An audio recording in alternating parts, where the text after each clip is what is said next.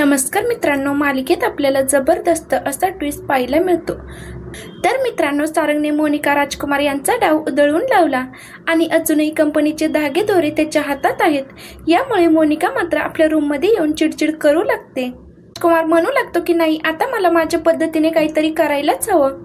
तर इकडे सारंग मात्र ओवीकडे येतो आणि तो ओवीला म्हणू लागतो की ओवी बाळा, काय झाले सांग ना। तर ओवी म्हणू लागते की बाबा, माझी एक इच्छा आहे, ती इच्छा तो पूर्ण करत नाही म्हणून मला राग आलाय। सारंग म्हणू लागतो की गाण्याचं सोडून तू काहीही माग, मी तुला सगळं काही द्यायला तयार आहे। ओवी म्हणू लागते की मला गाणं शिकायचं आहे, पण घरामध्ये मी कधीच गाणार नाही, मला बाहेर गायचंय बाबा प्लीज। ओवी मात्र खूपच हट्ट करू लागते, त्यामुळे सारंगला मात्र ऐकण्याशिवाय पर्याय नसतो। तर इकडे मात्र सावलीचे गाण्याचे क्लासेस चालू होणार असतात। जगन्नाथने मात्र गुरुकुलाच्या उद्घाटनाची तारीख सुद्धा फिक्स केलेली असते आणि सावलीचे फॅन सावलीला भेटायला घरी येतात। ते सावलीचं कौतुक करतात, सावलीच्या गाण्याचं कौतुक करतात। त्यावेळी अबीरला कळतं की आपली आई एक मोठी सेलिब्रिटी आहे, एक मोठी गायिका आहे। आता अबीर समोर एक एक सत्याचा उलगडा तर होणार आहे, पण त्या संपूर्ण सत्याचा उलगडा कसा होतो हे पाहणं सुद्धा तितकंच इंटरेस्टिंग असेल। तर मित्रांनो, या सगळ्याची सुरुवात कशी होते हे आपण थोडक्यात जाणून घेऊ। चला तर मग व्हिडिओला सुरुवात करूया। तर मित्रांनो, ओवी काही आता जेवायला तयार नसते। सारंगला ओवीच्या मनात नेमकं काय चाललंय ते जाणून घ्यायचं असतं, त्यामुळे तो ओवीला हॉटेलमध्ये घेऊन जातो। सारंग घरातून बाहेर पडण्याआधी अमृताला विचारतो, अमृता वहिनी, ओवीला अधूनमधून काय होत असतं? ओवी कोणाला घाबरत असते? ती तुझ्याशी बोलली का याबद्दल? मला असं वाटतं की नक्कीच काहीतरी आहे वहिनी, प्लीज माझ्यापासून काहीच लपवू नको। अमृता मात्र मोनिकाबद्दल काहीच सांगत नाही। अमृता म्हणू लागते की सारंग, घरामध्ये दिवसभर कुणीच नसतं आणि त्यात तिला गाण्याची खूप आवड आहे आणि त्या गाण्यावर तू बंदी लावली आणि त्यामुळे तिच्या मनातली भीती मात्र बाहेर पडायला जागाच नाहीये आणि त्यामुळे तिची अशी अवस्था होत असेल। तर सारंग म्हणू लागतो की नाही नाही, मला हे सगळं खूप विचित्र वाटतंय। काल मी तिला रूममध्ये घेऊन गेलो, तिकडे बाहेर मात्र खूप जोरात किंचाळली आणि काल रूममध्ये जीव घालायला घेतलं तर मात्र ती जेवली सुद्धा नाही। नक्कीच तिचं काहीतरी बिनसलं आहे, तिचं वागणं मात्र खूपच वेगळं आहे। मला वाटते की ती कशाला तरी घाबरली आहे, तिच्या मनात कुठल्या तरी संकटाची भीती आहे। ते कुठलं संकट आहे हे मात्र कळत नाहीये, पण तिच्या मनात नक्कीच कसली तरी भीती आहे। अमृता म्हणू लागते की सारंग, तू ज्या वेळेला ओवीला घरात घेऊन आलास ना, तेव्हा फक्त ती 1 दिवसाची होती आणि बाळांमध्ये तिच्या आई वडिलांचे गुण सुद्धा येत असतात। आता तिचे आई वडील कसे होते, कोण होते, आपल्याला मात्र काहीच माहिती नाहीये। अरे, काही शारीरिक वैशिष्ट्य, काही मानसिक वैशिष्ट्य मुलांमध्ये येत असतात, आई वडिलांकडून येत असतात।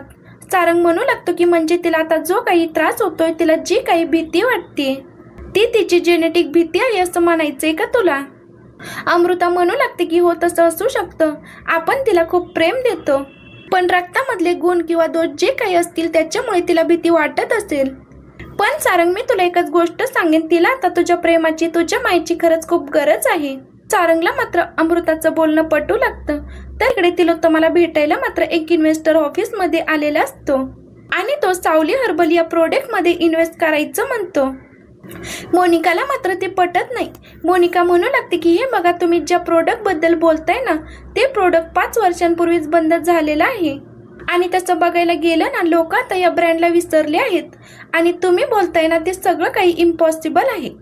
राजकुमार म्हणू लागतो की हे बघा, ते प्रोडक्ट बंद होऊन 5 वर्ष झाली आहेत आणि आता ते प्रोजेक्ट जरी आपण मार्केटमध्ये आणलं तरी सुद्धा आता त्याला व्हॅल्यू नाहीये, कारण आता मार्केटमध्ये वेगवेगळे फॉरेनचे मटेरियल आलेले आहेत, प्रोडक्ट आलेले आहेत, त्यामुळे लोक आता या प्रोडक्टला पूर्णपणे विसरून गेलीत आणि म्हणूनच आम्हाला असं वाटतं की हे डील काही बरोबर नाहीये।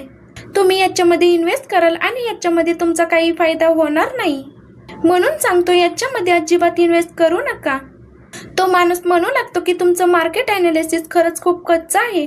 अहो, कसं आहे ना, आम्ही सगळी काही चौकशी केली आहे, लोकांना अजूनही ते प्रोडक्ट आठवतंय आणि त्यांना ते प्रोडक्ट हवे, सगळी काही इन्व्हेस्टमेंट माझी असणार आहे, जे काही नुकसान होईल, जो काही फायदा होईल तो माझा असणार आणि तरी सुद्धा तुम्हाला असं वाटतंय की रिस्क आहे। अहो, पण मी रिस्क घ्यायला तयार आहे, तुमची काही हरकत आहे का? तिलोत्तमा म्हणू लागते की नाही नाही, आमची काहीच हरकत नाहीये, तुम्ही याच्यामध्ये इन्व्हेस्ट करू शकता। मोनिका मात्र खूपच भडकलेली असते, म्हणू लागते की काय बोलताय तुम्ही? अहो, हे बोलतायत आणि तुम्ही विश्वास ठेवताय का? अहो आपल्याकडे जुनी माणसं नाहीयेत, मॅन पॉवर नाहीये. जुनी माणसं काम सोडून निघून गेली, नवीन माणसांना ट्रेन करायला आपल्याकडे वेळ नाहीये. म्हणून आता जे काही सुरळीत चालू आहे ना त्याच्यामध्ये अजिबात खोडा घालू नका आणि दुसरं काहीच बोलू नका. आता तो माणूस मात्र मोनिकाचं काहीच ऐकून घेत नाही आणि तिलोत्तमाला आपली इन्व्हेस्टमेंट ऑफर दाखवतो आणि या बाबतीत सारंगशी बोलून घ्यायला सांगतो. मोनिका मात्र मोठमोठ्याने आरडाओरडा करते आणि जो काही इन्व्हेस्टर आलेला आहे त्याच्यासोबत भांडणं करू लागते आणि ती ऑफर मात्र परत घेऊन जायला सांगते. तो माणूस मात्र मोनिकाला अजिबात भाव देत नाही. तो तिलोत्तमाकडे फाईल देतो आणि पुन्हा एकदा सारंगशी बोलून घ्या असं सांगतो. इन्व्हेस्टर गेल्यानंतर मात्र मोनिका म्हणू लागते की मॉम जरा विचार करा, तुम्हाला सावली हे नाव पुन्हा आपल्या घरात हवंय का? अहो सावली हे नाव पुन्हा आपल्या कंपनीत आलं तर घरात आपोआप येईल आणि यामुळे पुन्हा सगळं काही आयुष्य उद्ध्वस्त होईल. तिलोत्तमाला आठवतं की त्या दिवशी तो माणूस घरी आला होता तेव्हा त्याने सांगितलं होतं सावली पुन्हा घरात येणार आहे, सावली आपलं भाग्य बनून पुन्हा घरात येणार आहे. तिलोत्तमा मात्र अस्वस्थ होऊन जाते. ती खूपच विचार करू लागते. ती म्हणू लागते की नाही, सावली हे नाव पुन्हा माझ्या घरावर आणि कंपनीवरती येऊ देणार नाही. ते शक्यच नाही. पण हे प्रोजेक्ट करायला काहीच हरकत नाहीये. रिपोर्ट खूप स्ट्रॉंग आहेत. या प्रोजेक्टमुळे जर का कंपनीला फायदा होत असेल तर हे प्रोजेक्ट मात्र मी नक्कीच करणार. पण या प्रोजेक्टचं नाव मात्र सावली नसेल, सावली नाव बदललेलं असेल. तिलोत्तमा मात्र तिथून फाईल घेऊन निघून जाते. मोनिकाला तिलोत्तमाचा निर्णय मात्र अजिबात आवडत नाही. मोनिका म्हणू लागते की राजकुमार ही बाई डोक्यावर पडली आहे, हिचं काहीच होऊ शकत नाही. त्या दिवशी तो माणूस सांगून गेलाय ना तेव्हापासून भितरली ही. राजकुमार म्हणू लागतो की अगं आई काय बोलली, नाव बदलायचंय तुला कळतंय का? सावलीच्या जागी शुभ्रा हे नाव शुभ्रा हर्बल, शुभ्रा सनस्क्रीन हे नाव नाही झालं. मग आता शुभ्रा हर्बल आई म्हणाली ना प्रोजेक्ट करायचं पण नाव बदलायचं, आता तेच होणार. राजकुमारचं बोलणं ऐकून मोनिका मात्र आणखीनच जास्त चिडते.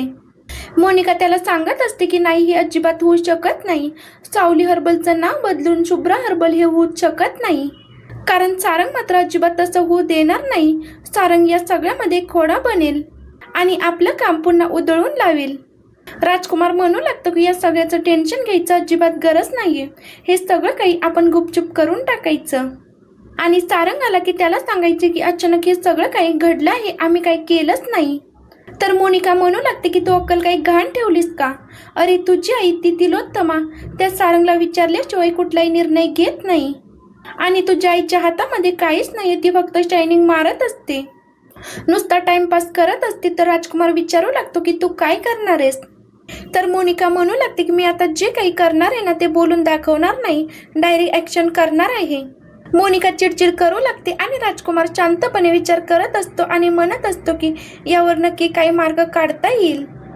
तर इकडे मात्र सावलीने अबीरच्या मित्रांशी बोलून त्यांच्या आईवडिलांशी बोलून 21 विद्यार्थ्यांचं ॲडमिशन केलेलं असतं. सावली जगन्नाथला ॲडमिशनचा फॉर्म दाखवते आणि जगन्नाथला म्हणू लागते की 21 ॲडमिशन झालेत, आपण आता गुरुकुल चालू करू शकतो ना? तर जगन्नाथ म्हणू लागतो की आयडिया तर चांगली आहे पण 25 विद्यार्थी तरी हवे आहेत, म्हणजे मग आपल्याला ग्रँट मिळवता येईल. एकदा त्या नियमामध्ये बसला ना तर मात्र काहीच हरकत नाही.